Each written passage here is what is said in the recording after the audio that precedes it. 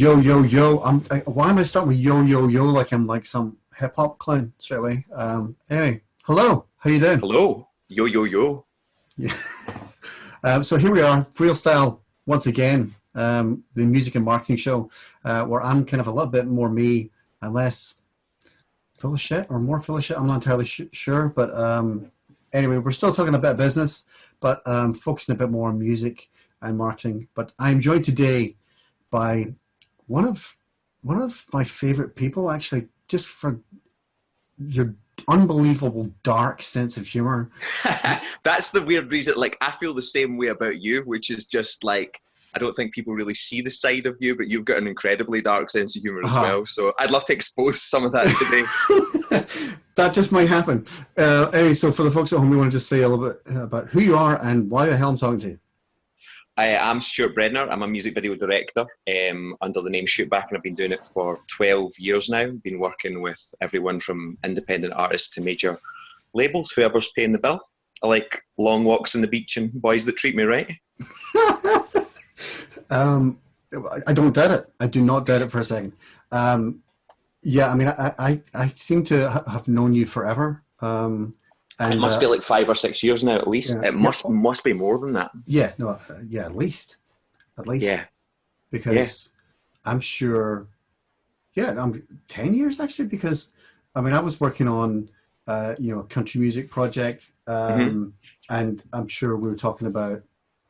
That must have been round about that time as well. That was like 2010, 2011. Wow, we're getting old. That's crazy. Yeah. It's really, really scary. But yeah, I mean, and I mean, I've always said that I'm such a fan of your work because you just don't give a shit. And I just love how, and I've said this to you before, I use the word visceral all the time to describe your stuff, but it's just, you've just got this quality and this edge to it that I just really, really like. There's just a grittiness to it. Thank you. Can you write that down and I can show my parents so they don't think I'm a failure? Yeah, I think we're all a bit like that, creatives. It's kind of like, yeah, can somebody prove that I really do know what I'm doing? And yeah, can someone give me a certificate for visceral, please? But yeah, no, there's just, I mean, is that like a conscious decision whenever you're doing something that's like, bugger it, I actually really want to just kind of do something that's just got a bit more, I hate to use the word edge or edgy, but it's just, there's a realness to what it is that you're doing.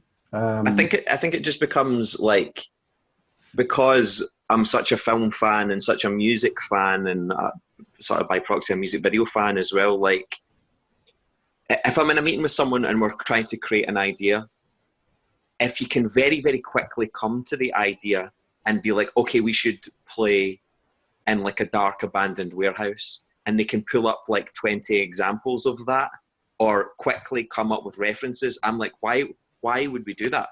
Because why make something that has been done a million times before? Yeah, you don't learn anything.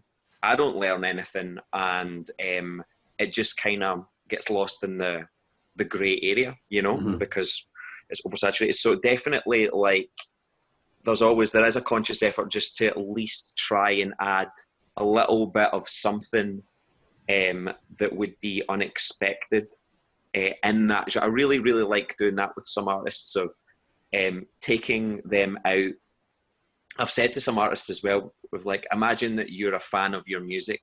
What's the last thing that people would expect you to do? Yeah. Let's go do something like that. Don't be predictable, because yourself, it's so hard to even retain 5 minutes of 2 minutes of people's attention these days. And if you're just looking like the same as everything else, people aren't going to check it out. But it's because of that, though, that, anything that I see that you do is, it's just always compelling. Not just the music videos, so some of the videos that you've been shooting just now during lockdown. What's the name of your bagpipe playing guy, Danny? Danny Kelly is based off a real person. He's a drummer, and in all of my big music videos, I get the letters FDK, which is Danny Kelly, Right. somewhere in the background as like a subtle nod, and people think we absolutely hate each other, but I couldn't have any more love for the guy. It's just like a wee stupid Easter egg. It's become a stupid joke One of these things, that right? neither of us can seem to put down. So yeah, Danny Kelly's a real guy, some guy. But the bagpipe one, I was just literally crying. I was like, how can he actually take it this far with this guy?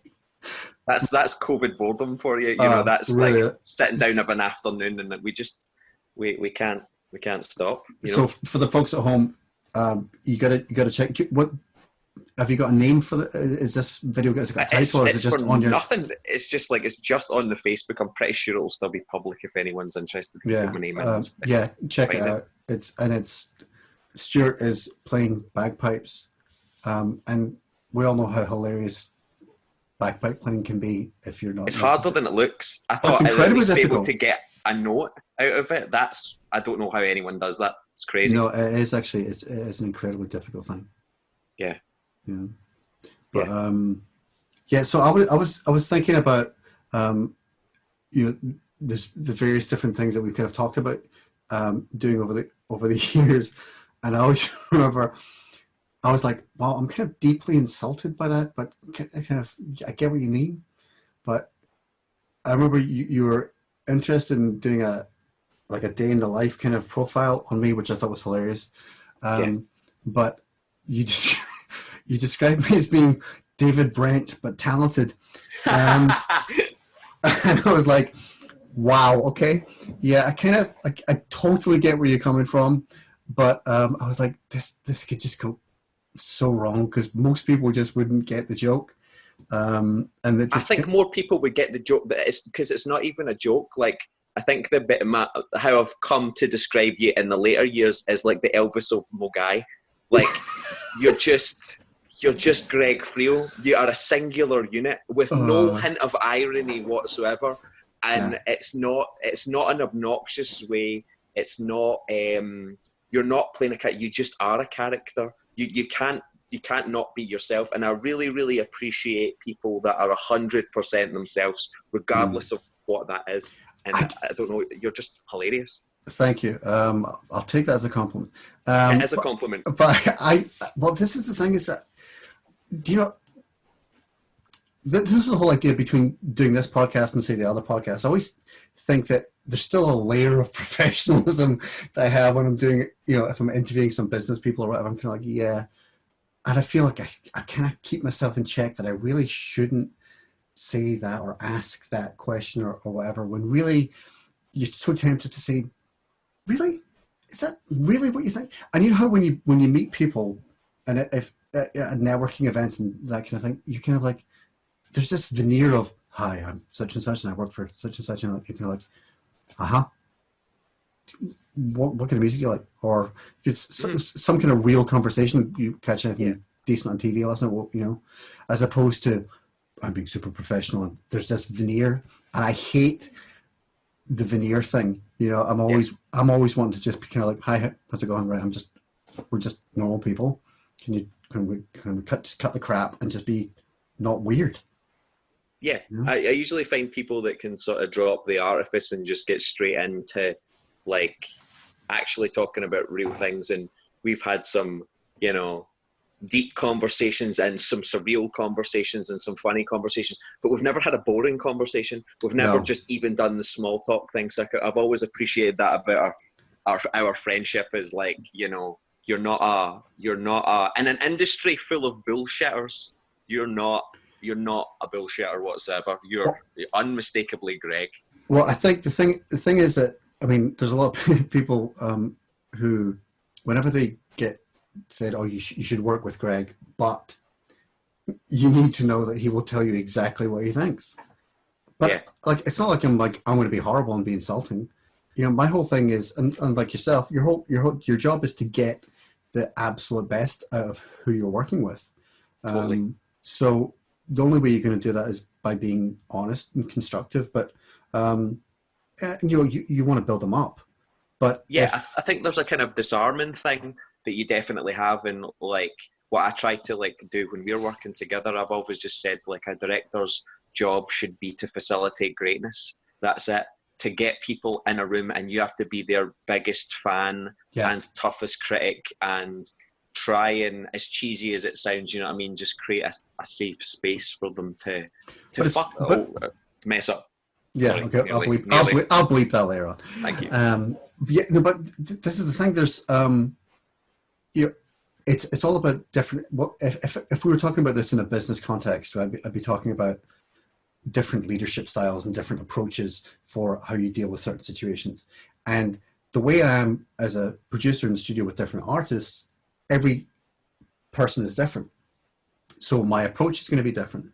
There's some people I need to be massively supportive and encouraging with, and other people, it's kind of like, you're wasting my time. And you kind of need to give them a kick up the ass, and then they're like, oh, right, okay. But more than anything else, I want to keep it light and have a laugh if we can.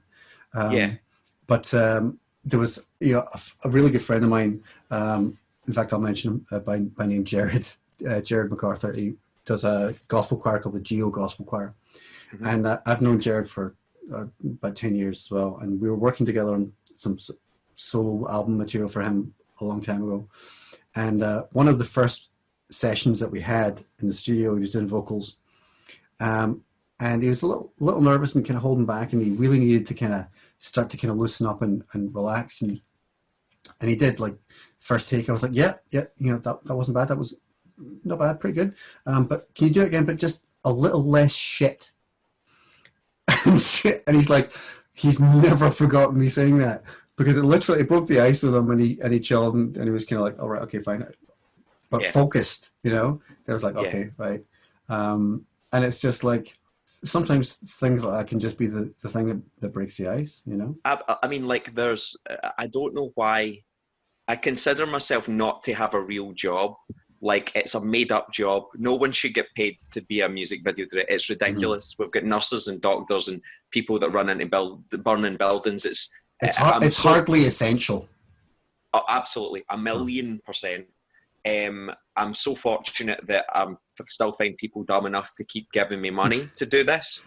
But like, when people take it really, really seriously, I just have to remind them that, like, we don't work for the council. It's this isn't life and have death. fun.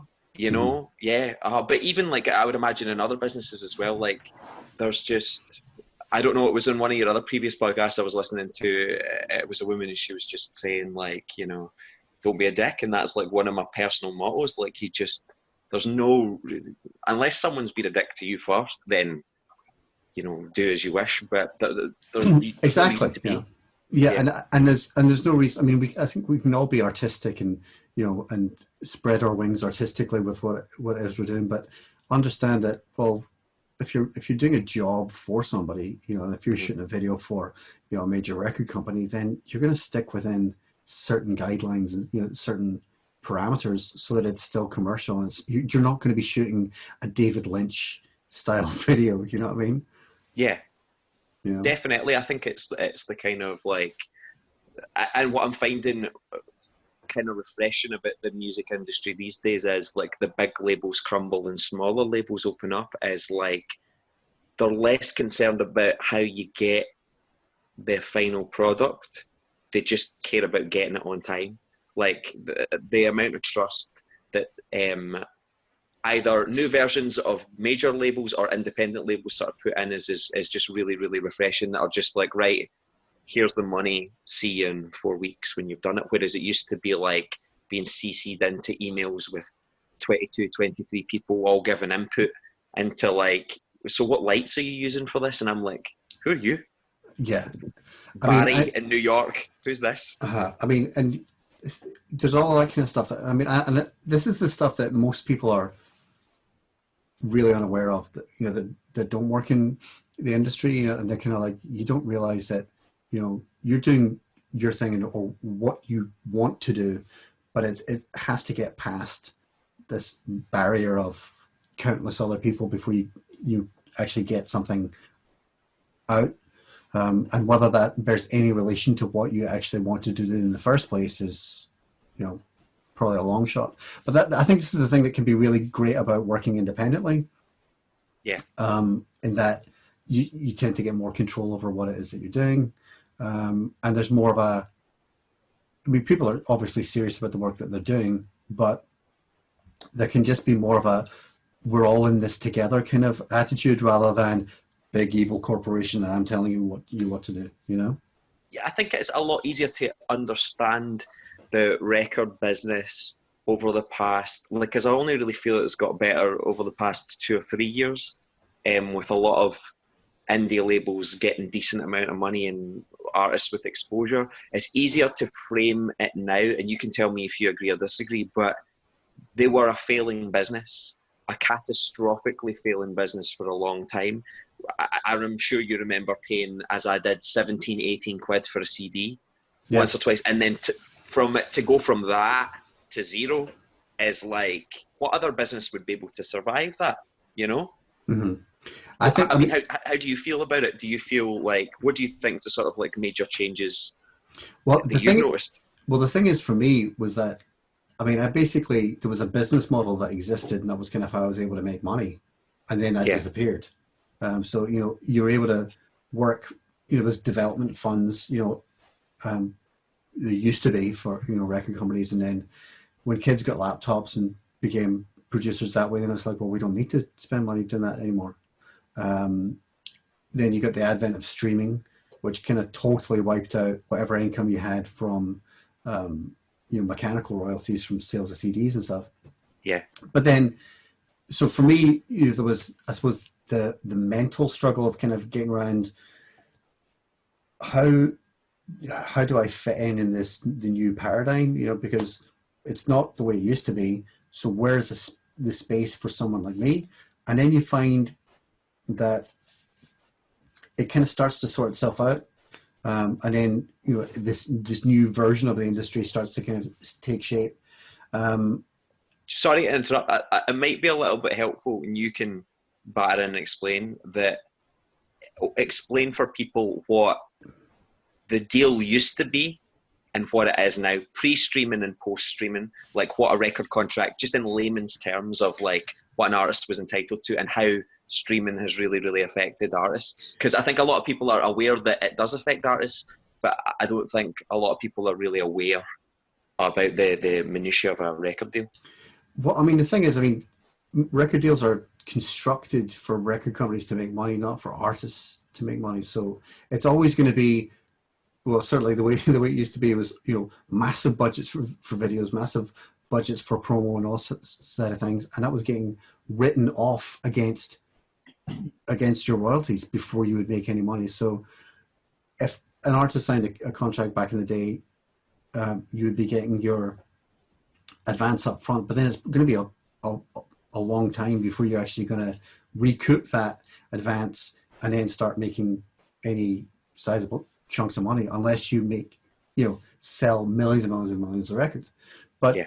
the way it used to be, obviously, was with CD sales, you were making money on every sale, and it was, you know, a reasonable sum of money.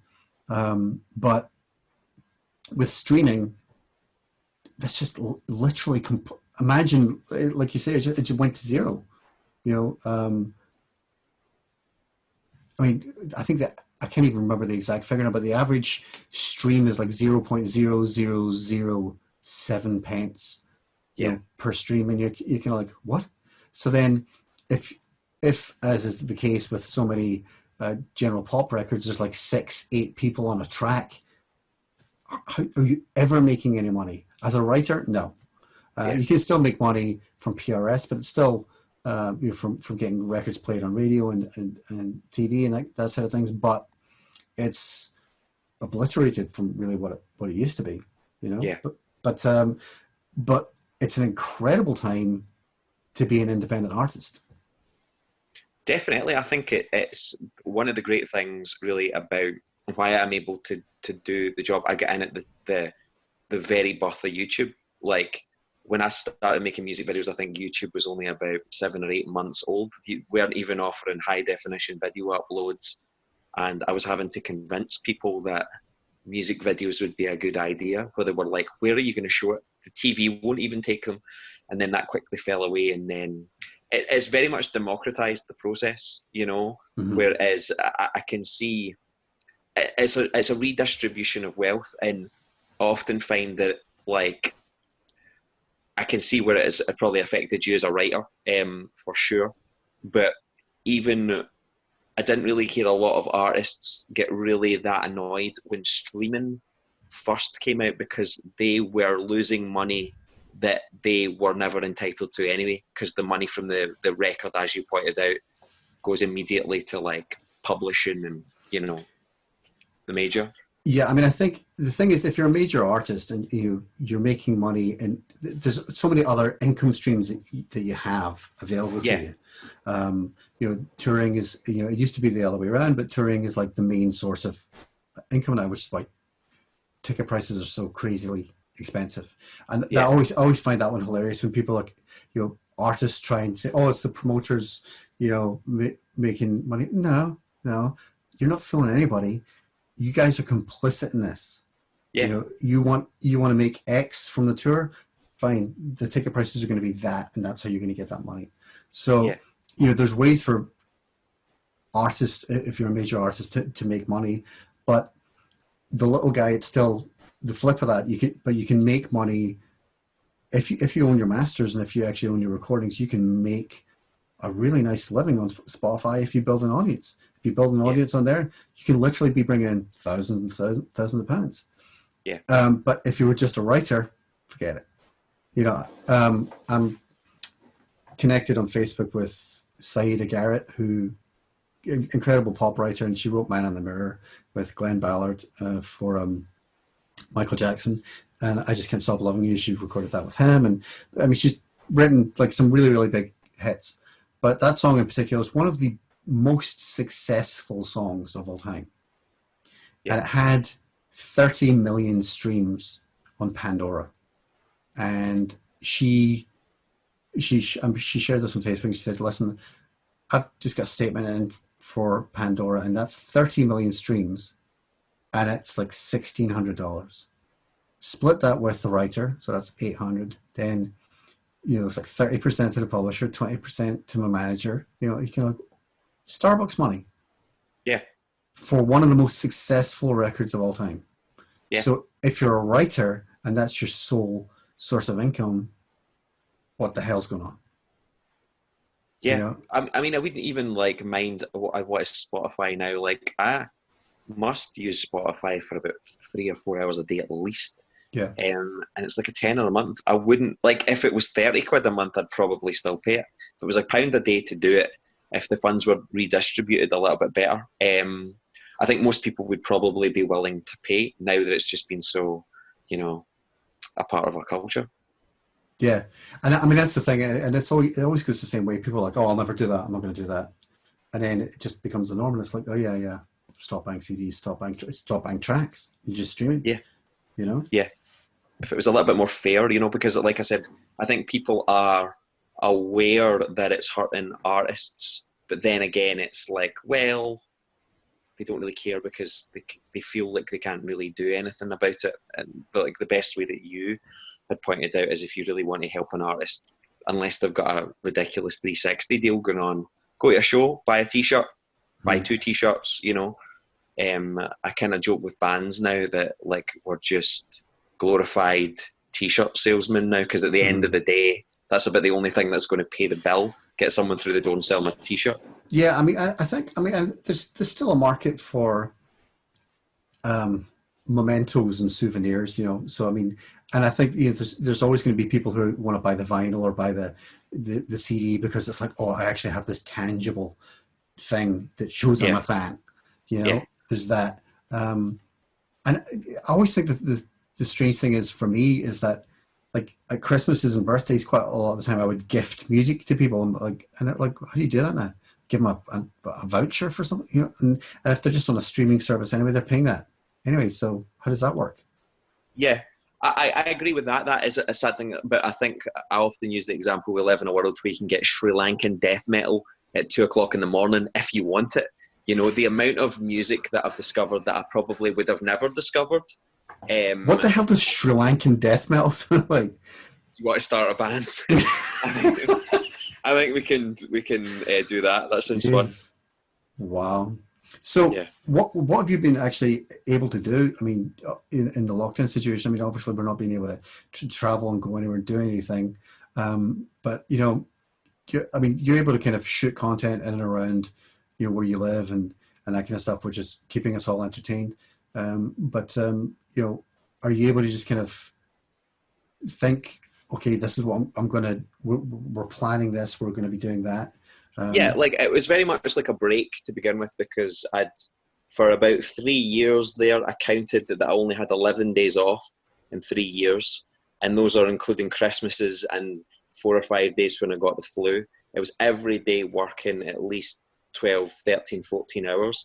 I checked my car the other day, and I've had my car for a year and a half, and I bought it secondhand with 16,000 miles on there, and today I passed 130,000 miles. that is And that's insane. just in my car. We hire cars for productions, or get given cars for productions as well. So it's like constantly on the road and constantly, yeah, pushing myself way, way too far. So one nice side effect of COVID has been I've been able to stop for a little while and just sleep and Mm, just sort of, you know, try to figure out, as dumb as it sounds, like take some time and just gonna go for a walk, or just mm, gonna go, because you'll know yourself, there is that weird pressure when you're self-employed, that it's something that I kind of half envy of people that have 9 to 5s. Or what I miss from working a 9 to 5 is like, when it's 5 o'clock, you're done. That's it. mm. Your boss can't phone you. You can't do anything else. Whereas you, as well as I do, work with people in the States, and they are, you know, either 5 or 7 Crazy. hours Yeah. behind us, and it's like suddenly someone wants a phone call at 2 o'clock in the morning, and you Yeah. I have to mean, do it. we were doing I remember doing a thing. It was for Universal in London, and there was a guy I was co-producing with a guy in New York. So what was happening was I'd work on the track till about 11 or 12, and then send him, you know, what it was I was working on, and then he'd mix so that the guys in Universal would have it by, you know, 9 o'clock in the morning, you know, London time. And it's just Yeah. that we live in that world now where we're just able to do that and just kind of keep things going. But it can be quite difficult to switch off. You know, certainly for me, it's been weird because I have become massively creative again after kind of when I said to you before, that I'd taken a break from the actual industry side of things. I was still obviously still making music and Yeah. working locally with people, but not chasing anything or actively kind of pursuing doing anything industry wise. And that break has really just done me the world of good, because now I'm just super excited about actually getting back and doing it. And you just like, yeah, this is who I am. This is what I do. Mm. So what has happened is that energy that you think of, am I just getting old and I can't actually handle the hours anymore? But literally the past 3 weeks, I've been like working in the studio to 3 in the morning, then getting up at 7, and then continue work, and literally just loving it, just thriving on the adrenaline and the buzz from actually just doing what is arguably my best work, you know. And Why do you think it is now? Because there's no time pressure on it, or like, why do you think you've been able to make good stuff now? because, well, I think, I mean, from a personal point of view, there's, you know, there's I'd had so much shit industry wise that you kind of like, really, what's the point? Yeah. And you, and that's never been me. I've always been super positive and just kind of like, you know, don't see obstacles, just see opportunities, and just crack on. But I really just was like, yeah, I mean, obviously I love making music, but what's the point if it's not actually going to break through or whatever? And whenever you've have loads and loads of disappointments like back to back without actually having that chink of light, then you can like, eek. Yeah. So I kind of, I really And need. that, sorry to interrupt, I think that's like one of the things that people don't really know about the creative industry, and particularly the music industry, and even like the media, like shows like Entourage, kind of like that. People think that that's a show. People like that exist all the God, time. yeah. It's just like, and these are people that we have to deal with all the time. So I think it's hard for people to really. And it's cry me a river with us sitting here with our fake jobs and getting to do what we want. But like, it's also an incredibly savage industry sometimes. You know, people totally. don't give a shit, and people will. Oh, it's awful. I mean, the amount of times that especially when I'm working with businesses now that are out with the music industry, and then inevitably they ask questions, and then you start telling them. You start explaining things like, "Oh no, I never got paid for that." And I'm like, "What?" Yeah. You're like, "No, they just bankrupted the company so that I wouldn't actually get paid." And you're like, "What?" And they don't get that. That's just kind of like that's the norm. I went to university. I did a business degree, but that counts for shit when it comes to the music industry because it just doesn't work like that. And people always say the same thing. You go, "But do you have a contract?" Of course I've got. But am I going to take on one of the biggest major record companies in the world and their legal team for a few grand? No, it's never going to happen. So I mean, there's just all of that, but I think what happens is the thing for me, what happened was I was really I never ever want to be the bitter old guy. I'm just like I'm going to get where I want to go. Eventually, and but what happened was I was starting to resent it, and I was like, okay, I need a break because I'm just pissed off and angry with this all the time, rather than feeling excited and this could be something. It was just like, it's another opportunity for me to get screwed. And I actually find that's a weird thing with creativity, and you can tell me if you feel this way yourself, but it's like when you don't give a shit about the outcome, you're just like, I'm just going to do it. I'm just going to spend the day noodling about in a guitar. Mm-hmm. I think like indifference is the difference that makes the difference. That's a fairly common phrase, but like when you don't give a shit about something, it kind of seems to work out. That's terrible advice to give people of like, don't really care that much, but that is half a protection mechanism so you don't lose your soul.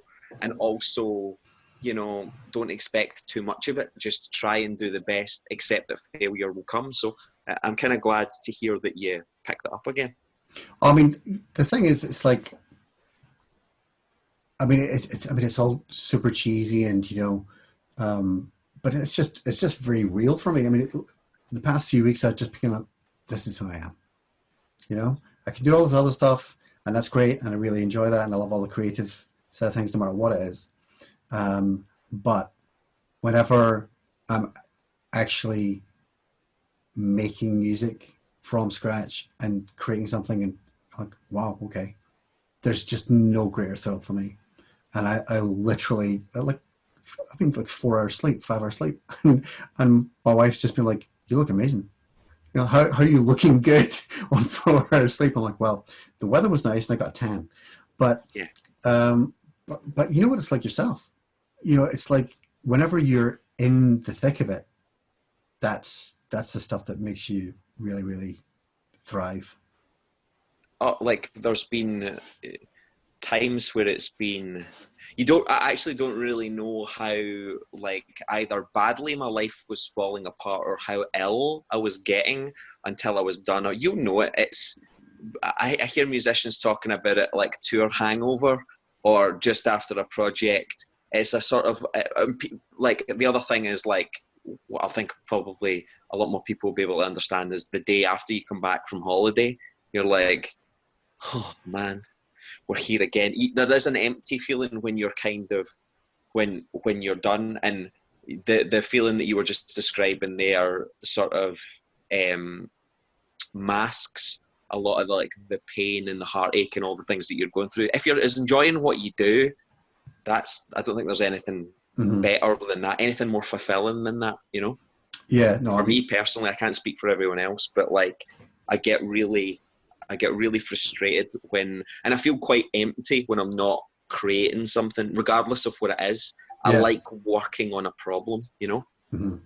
But I think that's the whole creative process, you know, the joy of it. You know, there's the wonderful, terrible joy of being frustrated by the whole process. You're kind of like, this is amazing but awful, you know. And I think that the key to that is like what I've often said about creativity is like, I can only speak for me, is like, it's not really about a talent thing. It's about the ability to accept that you're shit for the first 9 hours until you get to the 10th hour and make something good. I heard this real estate person talk about how she knew great people was people that made a mistake or lost money on something. She timed how long they usually would lose a deal when they'd go out for lunch or out for a walk. She knew the great people by the amount of time it took them to get back to their desk and actually do. Like, I'm sure you've had, as well as every creative person has, like catastrophic failures that are so heartbreaking. You pour your heart and soul when you're vulnerable to it, but like, just walk it off and try again. That's an incredible, a hard thing to even still to do, but I think it's the kind of key to creativity. Learn to be shit and okay with that. Yeah, and I think that's the thing as well, is that, you know, whenever you accept that and you're objective, you know, you're able to kind of go, yeah, that's shit. I need to actually let that go, but not let it completely destroy your confidence. You're just like, it's just part of the process. I'm there, but I know I'm going to get there. But I need to go through that stuff before I get to that, you know? Yeah. But, you know, I mean, it's just the agony of going through the creative process. And I mean, my wife has been listening to... Sorry to interrupt again, just before we move off it. Like, without telling us, like, what's the project of, like, the most heartbreaking, catastrophic one, tell us what you can about a project that just went to shit, and like how it affected your life and stuff, and how you kind of moved past it. We don't need the details on it, but I'm just interested to know how you got through it. I don't think it's any one thing. I would say that really what happened for me was that I was working on about 3 or 4 major projects, and all of which looked really, really like mega positive. So from my point of view, it was kind of like, okay, this is going to be the one that's going to really help me get where I want to go. And then one by one, each of them that seemed to be going somewhere completely blew up, and not in a good way, literally just like disintegrated, fell apart. Whether that was, you know, with band members falling apart, or, you know, not talking to one another, or the deal falling through, you know, stuff like that. Whenever it was, you know, like already there, you know, but it was a combination of that happening over and over and over again for about 3 or 4 years, and not having one thing end up getting to where you want it to go. And then you kind of like, really, why am I doing this? And that it was just soul destroying. You know, anybody, it's like you need to have some kind of encouragement to feel like what I'm doing here is worthwhile, and I'm actually doing something that is hopefully making a difference, that people actually enjoy it, like it, or whatever. But that I'm getting something out of it. And all I was getting out of it was, you were wasting my time, I wasn't getting paid, and I was probably getting screwed, and somebody else was making money. And I was kind of like, this isn't good, you know? So it was really, it wasn't any one thing, it was a series of things. And then you kind of go, okay, I'm fine. And you kind of like, yeah, I know that's the business, I know that's the game. But I think there's only so much you can take of that before you kind of like, you know what, I need to actually step back from this for a bit, because I am literally losing my mind doing this, you know. Yeah. And there's only so much you can keep up the facade of being super confident and like, hey, you know, I feel super positive about all this kind of stuff. When you're literally dealing with all of that, you feel like this is just all turned to shit. And that's the really hard thing, I think, is being able to turn that around and just go, right, okay, fine. I'm actually getting back up and I'm coming back and I want to be better than I've ever been. And that's where my head's at now. And it has literally taken me years to kind of get to that space. And I, you know, it's weird, you know, because I think it's kind of like, imagine if, you know, what you were doing, somebody said to you, yeah, you can't actually make money doing this anymore. You're not going to do that. And you kind of had to do other bits and pieces, but you really know that you are who you are. And that's what you need to do to actually feel fulfilled, you know, throughout the day. I mean, I couldn't imagine you not doing something with a camera, you know, and you know, it's like an extension of who you are, you know. I sort of, the way I kind of think about it is, it just sort of rewired my brain to think like in terms of visual stuff, like, you know, even if I was to jump into like audio engine, it'd be useless, you know. I'd have a certain amount of knowledge from being in the music business this long, but like, you kind of become indoctrinated with whatever you're working on, and that's both a scary thing, I think, and also a very liberating thing of like, this is what I'm doing, you know. This is the choice that I think I think that's a really valid point, you know. Like, it's a choice. You know, I don't want to do the woe is me thing. Totally, yeah. Because at the end of the day, it's like, no, I chose to be a musician. This is my choice. I could go and work in another industry, and that'd be fine. You know, I'd want to die, but and that's the thing that people don't get. It's just like, no, I literally feel physically incapable of doing anything else, really. You know, you know, and I think that's the struggle. You know, you can like, no, just. I'd love to be able to do something else. I'd love to be able to be competent in something else, and maybe something a little bit more, you know, steady. But I'm not.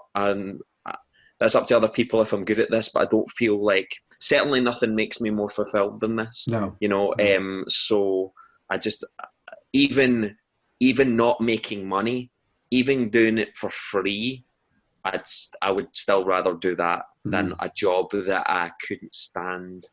Yeah, exactly. Getting paid for it, you know. So how have things changed for you over the years from, you know, from when you first started out? How did that evolve into, you know, just shooting stuff locally for bands and acts and that kind of thing, to then getting into it with, you know, major record companies and being a part of the whole creative process with them? I first have to say that, like, I had no training in this whatsoever. I studied animation and digital art. Was working in this cafe job and had this one arsehole customer that would come in every Saturday, demand that her dish would be made a different way, and I lost my cool with her. She was racist to one of the other girls. I threw her dish down on her knee, told her where to go, and then promised myself I would never work for anyone again. As an arrogant 19-year-old child, I was like, I don't want to do this. I want to just work for myself. So I borrowed my friend's camera. I never owned a camera up until that point, and just trial and error started learning how to do it, you know. And I think it's a negative in some respects that I didn't go to film school, but I think it's also a positive as well, because I've sort of, I see when I've been on other people's film shoots, there's lots of people standing around that don't need to be there. I'm like, so what does the second assistant director do right now what the third assistant director isn't doing? You know, you'll know it yourself, in every creative industry, when things are done at the professional top level, there's been lots and lots of people just standing around, justifying his existence, middle marketing middlemen and women. So funny, because I was doing, I won't mention the client, but I was doing I was recording a voiceover. I was engineering it, but there was a guy who was in the booth who was doing it, and it was a phone link down to London. And so the guy down in London was recording it. I was doing a sort of safety copy where I was, but the actual voiceover guy was in the booth with me. And the client was in London with the engineer down there. And there was 3 people from the client side of things that were all sitting there. And they all had something to say about every single take that this guy was doing. And I'm like, I turned to him, I'm like, dude, you had this on take 2. And they're on take 16. Yeah. And then I really felt for the engineer in London as well, because he was kind of like, yeah, I mean, I think maybe there was something there that we could use from that. And you just knew that he was playing the game, you know, and trying to keep everybody happy. But like you say, justifying their existence, you're like, we don't need Karen sitting there talking about, maybe if you use that word there, really? Nobody gives a shit what you think, Karen. You know, it's just, you're justifying your existence and the reason why you have your lovely high-paying job, you know? And I hate that. I hate that people being there for no reason, you know? Absolutely. And it's one of the things that we've tried to kind of cut down of. We've came to a sort of very naturalistic process. I shoot everything and edit everything by myself. Even though there's 8 or 9 of us there in various different roles and stuff, it's just allowed us to work really, really fast and just cut out all the sort of like naysayers, you know, like. See, I think this is where you and I like really connect from a creative point of view, is that we both don't really give a shit about the technical side of things. It's like, it's a functionality. Absolutely. It's a functionality to actually, okay, I've got this idea in my head. All right, I see it or whatever, and I need to get there. What's the shortest distance between these 2 points? I do not need to know about this. You know, it's certainly like from the audio engineering perspective, there's a whole bunch of maths stuff in there that I'm like, okay, I just don't understand this. I don't really want to understand it. And literally, I want to know that if I press that button, it's going to get that sound. And you'll also, I imagine as well, from even just like recording, a lot of my sound production friends go a little bit crazy about mics, and they're like, oh, this is a £15,000 mic and stuff. And who gives a shit? You know, you can do amazing things with just a 58. It really just depends on what you're trying to do and your ability to take and elevate what you've got, rather than, I know plenty of people that have went to all the best film schools on earth and their material is terrible. awful. Yeah, you know, because they never had to learn anything, you know. It's the same with everything. You know, that my favorite one is when people say, can you teaching songwriting? I'm like, really? Teaching songwriting? I mean, you can give people tips on things, but literally, when somebody, if I was working with a singer and the singer says to me, what I really want to do is write songs, I said, have you written any songs? No, then don't, because they're going to be shit. Because it's like, for me, it's like something, it's just instinctive. You have to, it's like you got music inside of you, you got to get it out. And obviously you're compelled. And obviously there's a craft to it and experience and all that side of things. But unless you actually start and it comes from somewhere in the first place, then you can't teach somebody how to be creative. There's a whole, and it really annoys me about the music businesses, there's a whole sort of subculture of music business talks of like, come down to this seminar, come down to this concert, we'll get these music business experts down and they're going to teach you how to be famous. And I keep reminding people, I was like, if anyone knew how to be famous, they'd write a book and charge 15 grand for it. You know, it's everyone that I know who's incredibly talented, the people that I admire the most would never go to any of that because they have no time. They're weird introverts that never really left their house or bedroom or never really leave the studio or the place that they're working on. And, you know, they're just, like you said, you can't, some of it can be learned, of course, and a lot of it is down to practice. And you can take someone that's like, you know, you can practice and become pretty competent at something, but what we're talking about, like the real magic in people, and I'm fortunate enough to know a lot of talented people, you you can't teach it. They were born with it. It was conditioned. You know, I don't know what happened, but it's a magic that just can't be acquired at a music business conference. No, I mean, and I hate all that stuff. You know, you get people just sitting around, you know, patting themselves on the back, or, oh, I think this and I think that. And I'm like, really? And anytime I've ever gone to any of those things, I'm like, you think, there's times when I'm thinking, I really should go to some more industry things, even like locally, and just sort of see what's happening. And then I go to one every couple of years or whatever, and I'm like, oh yeah, and I'm reminded why, you know, I hate these things. It's just, I'm the same with like the film side of things. I think it's quite and even though Scotland is really, really good for musicians, I think it can sometimes tend to be quite an insular place, and we're kind of almost held back.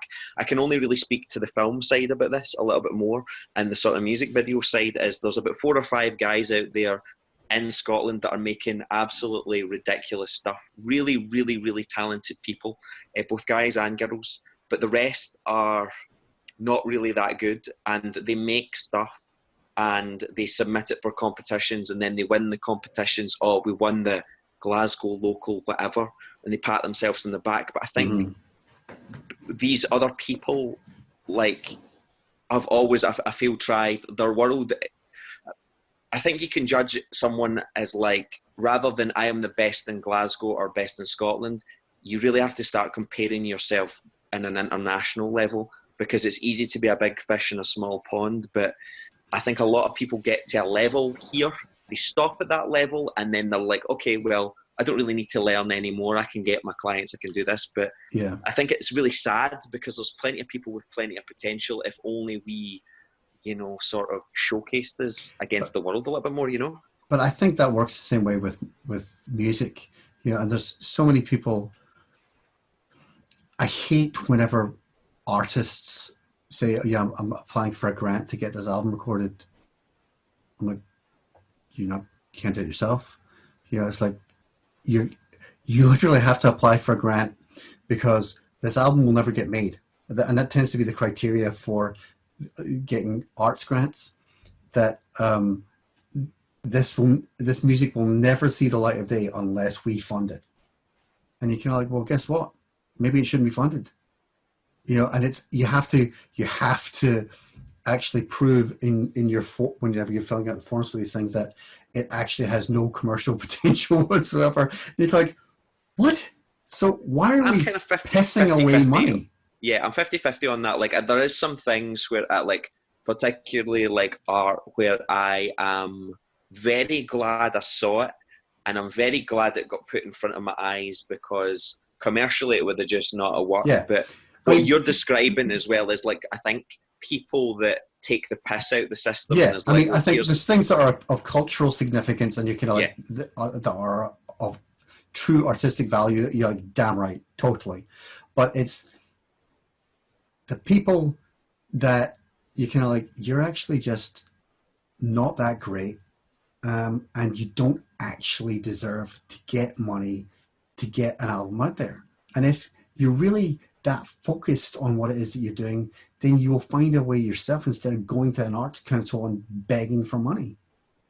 I think also like that way of doing it, you learn a lot more about it. I mean, you should have that sort of like, I don't find it very helpful when we've got an idea and someone gives us like either the green light or money for it straight away. Usually we've got ideas above our station and we're like, well, how are we going to do this? We shot very late last year a World War I music video, and we're like, how are we going to do that? We want tanks in it, we want soldiers, we want all this thing. So I've got an animation background. I was like, okay, I'll animate the tanks myself. We'll go find a big scale model of a tank this guy has down in Birmingham.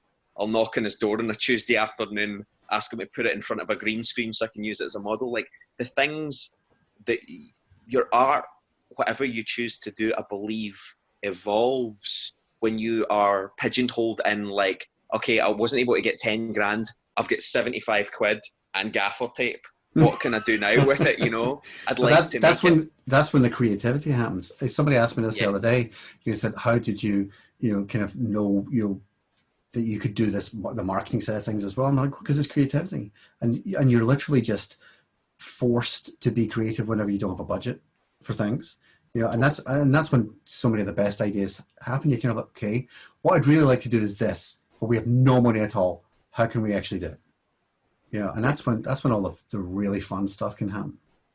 And I feel as cheesy as it sounds, you do grow as a person and you develop as an artist, and the things that I'm able to take the failures and the hits a lot more in my stride, because I've had all of those experiences of being like, well, I made something out of nothing. So even though I didn't get exactly what I wanted there, I've pulled things out my arse before, and I will continue to do for the rest of my life, But I think, I'm sure you feel the same. It's like whenever there's nothing there. There's nothing there other than an idea.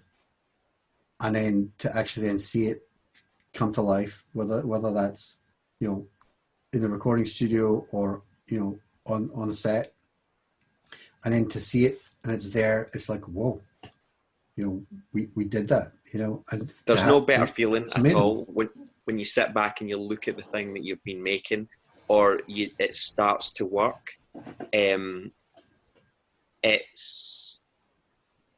is one of the purest joys of my life, having that sort of, I don't know, it's so hard to quantify. It's an X factor of a feeling, isn't it? It's like, I don't know what it is, but I absolutely live and I'm addicted to those moments of getting back to that, surrounded with people that you love, that you're working with, and people that are way more talented than you, and getting together in a room and just, it feels like magic. That sounds cheesy to say, but feels like a kind of magic. It's me. I'm the Gorgonzola king.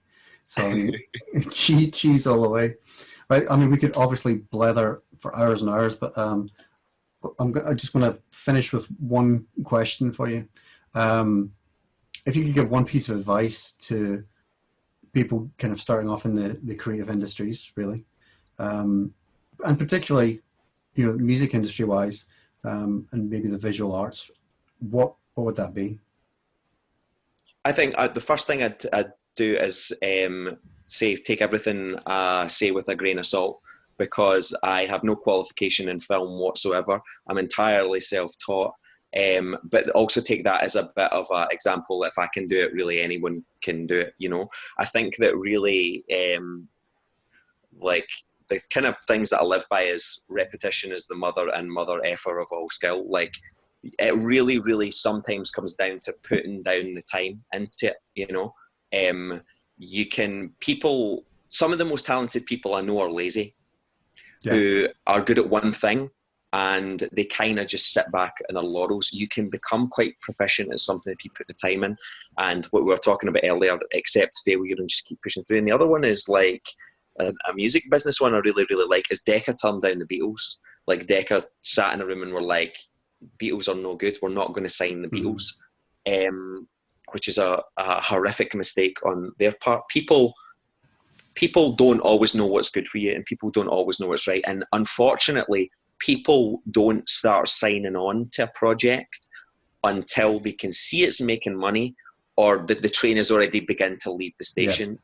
There's no point in waiting on a train station for the train to come. You've got to build that train. You've got to make the train station. You've got to take the effort. How far are you taking this analogy? I know. I really miss being on trains. Build a station, and then there's going to be a village where the station. Okay. Yeah, but drive past Fail Town. Exactly. But it's so true. It's so true. But I think the ultimate piece of advice is that it doesn't matter, because as well as I do, incredibly talented people that I'll give you an example. This woman I know, she was a female STEM teacher, science and technology, and she was big on girls getting into science and tech, right? And she was going off for about 20 minutes about how this is great. And I was like, I agree, this is 100%. Women are underrepresented in these fields. But let me point out something to you. You are only where you are right now because people told you could not be that thing. I think that it's really, really hard to stop great people being great. So I think that regardless of what advice you hear on a podcast, if you're destined to be great, there's no stopping you, you know? I completely agree. I got some really great advice recently, and it actually I heard it a few years ago, but I didn't accept it. And it's through everything that we've been talking about that I kind of was like, no, he's actually right, and this is down to me. And it's always the advice that I always give to everybody else, and I'm always the guy that's giving everybody else a kick up the ass. But it was literally, if you want to succeed at something, and in particular the music industry, if you're talented and you work hard and you network, you will get somewhere. It's really just a case of, are you going to put in the work? And if one of those things isn't happening, then no, that's not going to happen. But provided you are actually talented, you work hard, and you do network, then something's going to happen. There's no guarantee you're going to make it massively big and successful, but you'll get somewhere. And I think that's the thing. Just to tag up on that just very quickly, is that you just struck on it there, is like the first question I always ask someone when they recommend someone to me or say someone's interested in work with me, I'm like, are they good people? Don't be a dick. Like, the word travels fast in most industries, who's bad and who's just a not comfortable person to be around. Like, you attract more flies with honey rather than vinegar. There's no excuse to be a dick, Mm-hmm. Be a good person, be nice to people, and great things can happen. I think maybe it's just because I'm really getting old, but the thing is for me as well is that I just don't want to I'm not going to spend time with anybody like that. If I have one session with somebody and they're utterly unbearable, I will never work with them again. Just like that. And whereas before it'd be kind of like, yeah, okay, fine, you just carry on, but no, I'm just like, no, life is too short to deal with stress and for me, from the whole creative side of things, I don't feel I can give my best work if I can actually hate the person that I work with. Yeah, you're doing them a disservice by tolerating their bullshit, Anyway, dude, let's call it quits because we're gonna wrap. We could be here for hours, days, really weeks. Anyway, now it gets to the fun stuff. We can get to the After Dark podcast. Talk about real shit. Yeah, that's quite tempting, actually, though. We would kill our careers in like. Oh, I mean, literally, minutes. It's like, let's talk about that person. We can. No, too bad. Anyway, thank you so much. I'll talk to you soon. Pleasure. Thank you. Bye.